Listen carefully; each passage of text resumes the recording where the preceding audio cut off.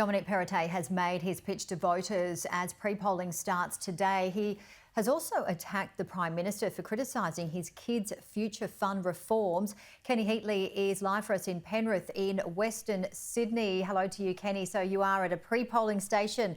What's happening? Many voters there? Yes.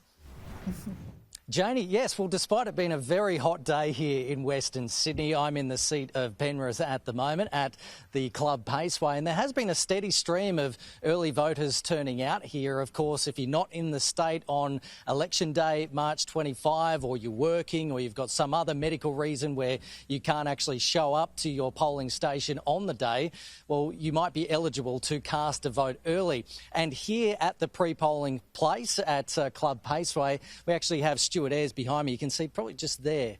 He's got the cap on, the blue shirt as well. So he is defending his seat. It's on a margin of 0.6%. He's talking to voters as they come in. And Karen McEwen, the Labor candidate, is just around the corner here at this same polling location and doing the exact same thing. Very shortly, we're going to probably be getting pictures from the Labor side. A Labor bus left the CBD this morning with Labor leader Chris Minns heading to the seat of Parramatta.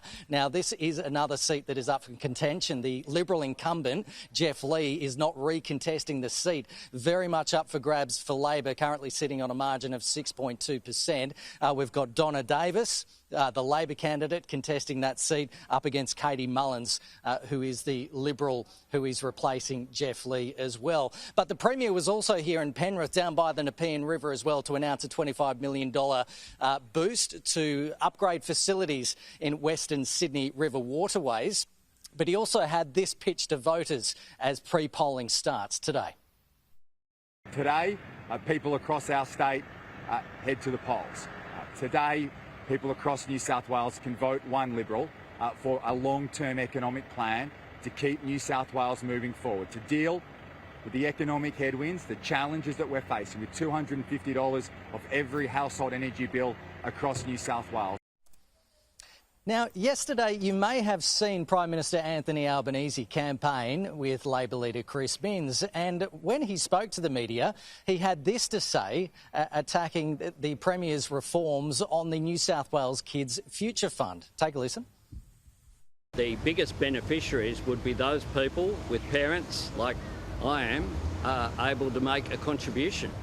It just reinforces inequality rather than addresses what is needed, which is to a Labor policy would be giving support to the most disadvantaged and the most vulnerable.